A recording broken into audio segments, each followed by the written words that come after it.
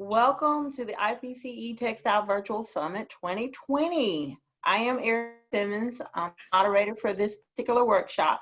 I'm the technical director at AATCC, which is an international textile standards organization located in Research Triangle Park, North Carolina. This that we're in covers e-textile products for consumer and medical applications. This morning, we will hear from three innovative and thought-provoking industry leaders and researchers immersed in the areas of e-textiles. I highly encourage you to take notes as there will be some exciting and timely information shared. Please hold your questions for our panel Q&A session, which will immediately follow the last speaker of the morning. After lunch, we would like you to join us for a special networking session to discuss COVID-19 and how it has affected our industry and what's next. Our first speaker is Madison Maxey, founder and CEO of Lumina. Throughout her work at Lumina, she has done soft circuit work in education for Fortune 500 companies. Maddy's work has built the foundation for 4 patents. Her topic today is making it real, designing a product to fill the gap between breadboarding and looks like prototypes. Maddy could not be here for her presentation, so we have a recording, which Chris will play for us in a minute, but she will be available for our Q&A session to follow.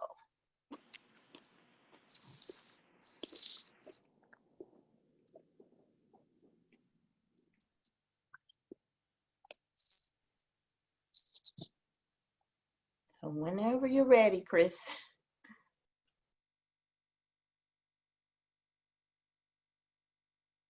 This idea of making tools that can be useful.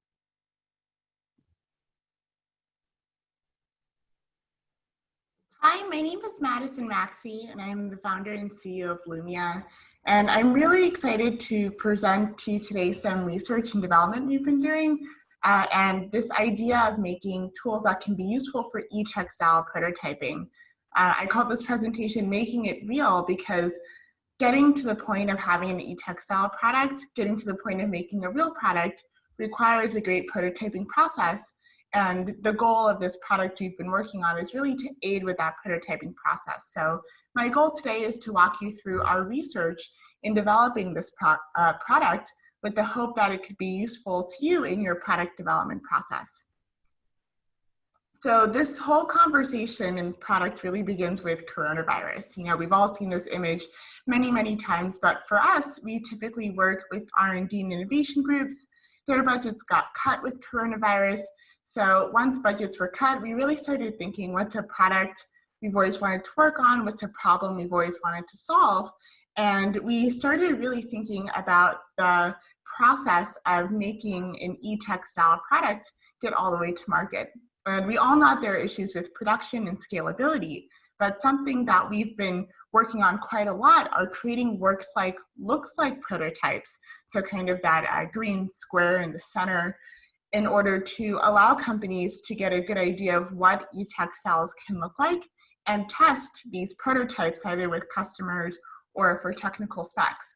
And making a good looks like e-textile prototype is actually a big challenge. You know, when you're making a works like prototype, you can just breadboard. So we can follow normal electronics processes. It's something that people do all the time. And when you're making a looks like prototype for something that's a soft goods product, clothing or otherwise, that's also very easily done. So, you know, you make a garment using textiles, you know what to do.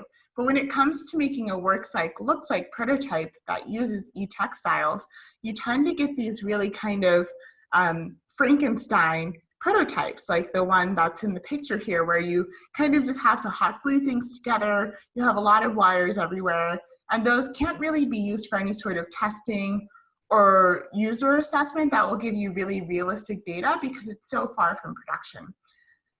So we kind of wanted to understand if this was a problem that other people saw, and if this was something that could be useful for not just e-textile prototyping, but for making really high quality prototypes in general. So we put out a survey, and we had about 60 people respond from our mailing list. Most of those people were self-identified as creative technologists, followed by engineers, followed by designers. And people in general worked for small companies, followed by being self-employed, and then working within a big company. So we got a really good picture of who our audience was, and they were kind of varied people who were all very product focused. And our big question was kind of how much do you expect to spend on making a prototype? What we really wanted to understand is that whether you're in a small company or a big company, are you just kind of, putting together quick works like prototypes just to test a function? Or are you really investing in building out high quality prototypes for testing and feedback? And we found that the majority of those who we surveyed were spending either between $200 and $500 or $500 and $1,000 for building prototypes. So we thought that was really interesting. People are investing in building prototypes, and you would imagine that you want to get something high quality out of that.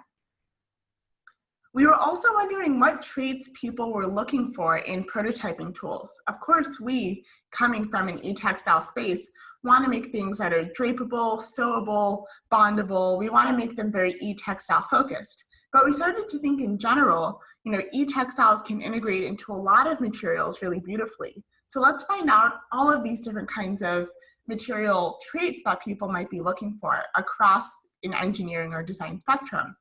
And we found that the top trait people are interested in for parts to prototype with are flexible, like a flex PCB. Secondarily, we found that they want them to be easy to solder and make connections with. After that, they'd like them to be stretchable, sewable, heat bondable, additional features. But something that we thought was really interesting was how much flexible mattered to people. And e-textiles by nature are really flexible. They have multi-axis flex actually. And we include that in the question about having the parts be conformable, which people wanted above creasable and heat bondable. But that flexible kind of conformable space we thought could be something to work with. We also wanted to understand, what people were doing in the group that we surveyed. So we asked people what kind of projects they were working on. We didn't give them an other option, so they kind of had to choose one of these, which was a mistake on our end. But we found that there was a high representative of people doing wearable technology projects. And then followed, we tried to get specifics of people with flexible sensors, which could be wearable technology or something else. And then after that, we had soft control services, which tend to be very e-textile focused. So we thought that the feedback from the people who we did the survey with, it seems like they were willing to identify that they were working on something non-standard for electronics. Nobody wrote like control systems. I guess we didn't really give them a control systems box, but in terms of our audience, these were the people who we were really interested in hearing from when it comes to prototyping process. So from there, we reflected on our own challenges with prototyping, making a good looks like prototype. And of course, the hard-soft connection that we always talk about in e-textiles came up, that it's really hard to prototype a good hard-soft connection. We also found that it's really hard to integrate wiring without sewing conductive thread, which we also heard was a process a lot of people wanted to avoid. And then of course, the z-axis height of traditional components can often make for unfinished looking prototypes or mechanically weak prototypes, which is a challenge for any sort of testing or looks like prototype. So with all this information in mind, we started working on creating a product that we thought could be flexible, stickable, have good connection methods, be useful for engineers and designers in the wearable tech or other kind of soft flexible circuit space. And we were careful not to call our product an e-textile because it's actually laminated in TPU. So we got some feedback that it could be called a part to make an e-textile with. You can attach it to a textile and make it an e-textile, but the parts themselves shouldn't be called e-textiles, which is an interesting linguistic revelation for us, just to see how people identify certain materialities with certain words. And the collection we made of these parts that people could use for high fidelity prototyping were buses, pressure sensors, heaters, and user interfaces. So we made this collection of parts, and they all had a special interconnect on the end that allows them to be either breadboarded or soldered bus to bus, part to part. We also made sure that they all had a sticky backing so they could be easily attached to a textile, making them a part for using with wearable technology or a part for using with textiles in general. So we did all of this and we made a marketing webpage and just asked people, what problem does this product solve for you, if any? Because we wanted to make sure that our hypotheses about this idea of, one, it being hard to make a works like looks like prototype using e-textiles, and two, the idea that the connections and some of the integration were challenging. We wanted to make sure that the product was actually solving those and that people saw those issues too. So we ran a new survey. This one had slightly less people, around 54 people. And we tightened up the categories. So we had mostly creative technologists, followed by engineers, followed by designers. So it's kind of a similar trend of people. And a lot of the comments that we got spoke to the issues that we were seeing, that transitioning from a functional prototype to an implementation prototype to a launch-ready product is really hard. And this kind of product can make that easier. So, this product can be useful for the works like looks like prototype, which was our goal. Somebody else mentioned that this product was useful for having flexible connectors while also maintaining good aesthetics. So that robust connection was one of our goals. We got feedback. Someone said personally, I don't use this stuff a lot, but they could see the value for engineers and creatives to make a proof of concept that could go a long way in design and testing before market. So again, that works like looks like prototype. And we were thinking, okay, it seems like we're solving the problem that we think is there and other people can identify this too. So from there, we started working with the University of Colorado Boulder in their Unstable Design Lab to do beta testing hands-on. And of course, during COVID, everything was remote. So we sent out a bunch of parts to different designers and engineers to get their feedback on the parts that we were making. And we found the designers were really gravitating towards the heating application. So they were very application focused. They thought heaters could make a good, interesting material for different applications.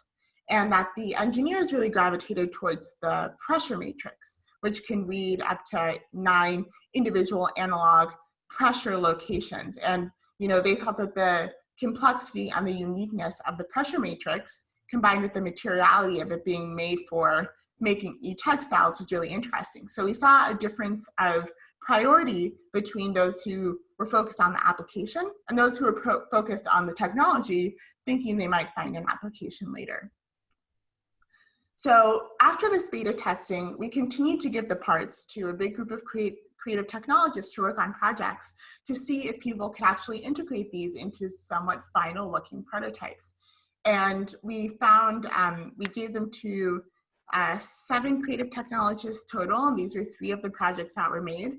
One is a warming band for comfort or for health reasons. The other is a light up backpack that's solar powered, and our parts are used in the straps for control. And the last one is a color changing wall art piece. So, none of these are wearable technology. They tend to be more of like very product focused, but we thought it was interesting to see, can you make something that looks somewhat finalized using these parts, and are they helpful in any way for using these parts?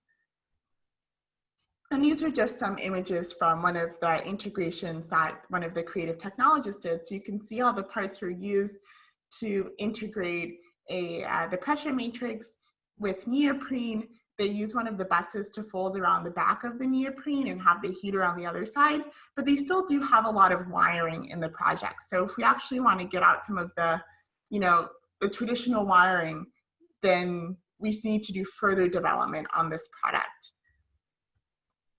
And you can just sort of see the front and the back of what they did. So they did soldering, they, they stuck the pieces to the neoprene, which is what we expected. So we saw a lot of expected use from these parts, but we also got to see, okay, there's still something to be desired in terms of solving all of the wiring that you might want in an e-textile like product. And this was their integration into the actual sash that you might wear. So anyways, I hope that this has been kind of informative or interesting just to follow along our process in developing a product to use for prototyping e-textile products. And our goal was really to solve some of the challenges with the works like looks like prototype, and from some of the projects that people worked on, we think that we helped to solve some challenges. Of course, we still think there are some challenges that exist for making something that looks really final and complete. So we'll continue to do this work. And if you have any questions, please email me at maddy@lumio.com. I'm always happy to chat. And then, of course, our website's listed here as well. All right. Thank you so much.